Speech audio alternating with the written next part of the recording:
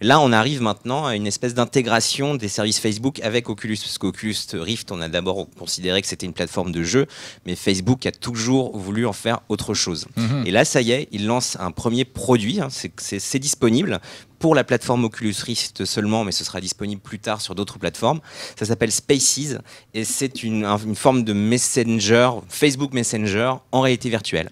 C'est-à-dire que vous contactez un copain qui a comme vous un casque, vous créez une room comme ça que vous pouvez personnaliser avec des éléments que vos photos Facebook, vos divers éléments Facebook. Vous pouvez vous lancez dans une vidéo à 360, comme ça vous immergez avec vos amis dans une vidéo à 360. Mais, sous forme d'avatar.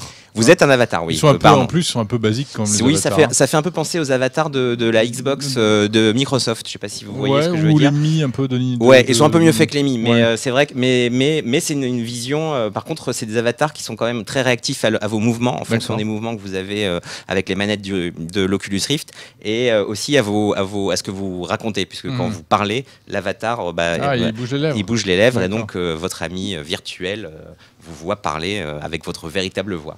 Alors ça, c'est un premier produit de la VR chez Facebook. On n'a pas pu encore le tester, mais c'est vraiment pour Facebook. C'est le Facebook du futur.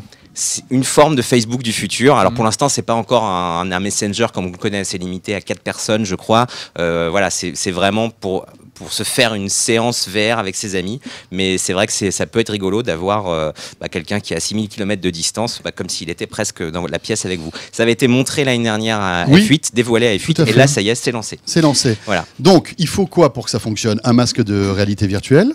Un masque de réalité Oculus Rift. Alors, ce sera disponible sur d'autres masques, hein, ils l'ont dit. D'accord. Mais si par exemple j'ai un Samsung avec le masque, le Gear. Ça, pour l'instant, c'est pas possible. D'accord. Le Gear VR, ça marche pas. Voilà, il faut avoir notamment toute l'attirail de l'Oculus Rift, qui est un masque quand même assez cher. Évidemment, le PC qui va avec, etc., etc. Et il faut un compte Facebook aussi. Et puis, la plateforme, elle est ouverte ou pas encore? La plateforme est ouverte, c'est disponible, mais seulement sur Oculus Rift. Donc pour l'instant, c'est pas disponible à grand monde, on va dire. Parce qu'il faut on verra. Alors voilà.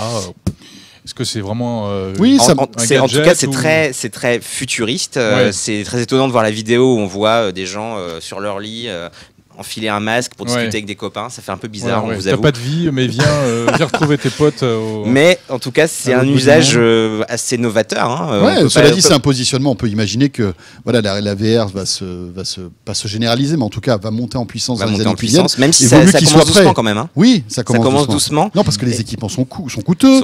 Elles sont compliquées à installer. Enfin, il y a des câbles partout, etc. C'est pour ça que je te posais la question avec le Gear VR de Samsung, qui est peut-être celui pas qui offre la meilleure expérience, mais qui est le plus simple d'utilisation. Ça, ce sera sûrement, en tout cas, la volonté. Quand on sait, en tout cas, on va dire les rapports plutôt amicaux qu'il y a entre Samsung et Facebook. C'est Oculus qui a fourni la plateforme. Voilà, donc, il est évidemment clair que en tout cas pour Facebook, ces technologies ne sont pas réservées à l'Oculus.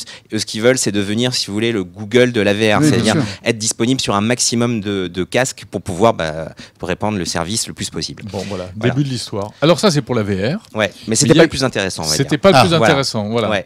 Ce qui était beaucoup plus intéressant hier, et c'est d'ailleurs là-dessus qu'a commencé Mark Zuckerberg, et c'est là-dessus c'est de ça dont il a parlé le plus, c'est la réalité augmentée. La réalité augmentée, Facebook en fait déjà, d'ailleurs de plus en plus récemment, on l'a vu copier un autre service qui s'appelle Snapchat, et voilà, sur Messenger aujourd'hui, comme sur la plupart des applis Facebook, vous pouvez ajouter des filtres, vous trafiquer le visage avec pour vous transformer, des oreilles de lapin, tout ce qu'on veut, etc. C'est déjà de la réalité augmentée. Mais Facebook veut aller beaucoup plus loin que ça, puisque là, ce qu'ils ont présenté, et ce qui est assez impressionnant à mes yeux, c'est une nouvelle plateforme qui va beaucoup plus loin en matière de réalité augmentée et qui vous permet de faire à peu près, à ce qu'on a vu, à peu près ce que fait le casque HoloLens de Microsoft. Autrement dit, pouvoir mapper un objet, par exemple une table, et y apposer, ou un mur, y apposer un objet virtuel, autour duquel on pourra tourner et à partir duquel on va pouvoir faire des petites vidéos. Alors, c'est ce qu'on aperçoit là sur les images. Commence comme ça. Alors c'est très intéressant. Alors là, on peut imaginer, c'est un peu gadget, vous voyez. Là, la seule chose qui est vraie, en gros, c'est le bol de céréales. Et le jus vert, du jus d'orange. Mais effectivement, on peut y ajouter des requins autour. On peut créer un texte en 3D comme ça. Ouais. Et ce qui est intéressant au-delà de ça, c'est que là, sur l'image, tout est reconnu par Facebook. C'est-à-dire que Facebook sait que c'est un bol de céréales qui est sur la table. Donc, il peut appliquer à cela différents filtres. Par exemple, ils ont montré l'exemple d'une tasse de café. Ah, c'est une tasse de café, je peux vous faire un filtre avec de la fumée qui sort. Ah, ouais, donc en fait, Facebook reconnaît l'objet. À partir du moment où Facebook reconnaît l'objet, on peut imaginer toutes sortes de scénarios, y compris publicitaires, parce qu'évidemment, Facebook cherche. Mais c'est très intéressant.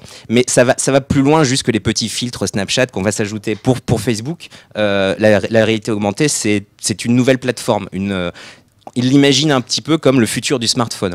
Ils imaginent, d'ailleurs, il l'a dit, que les premières expériences de réalité augmentée, qui étaient symbolisées, vous vous souvenez tous des Google Glass, par les Google Glass, avaient échoué parce qu'on n'était pas prêt, c'était pas au point.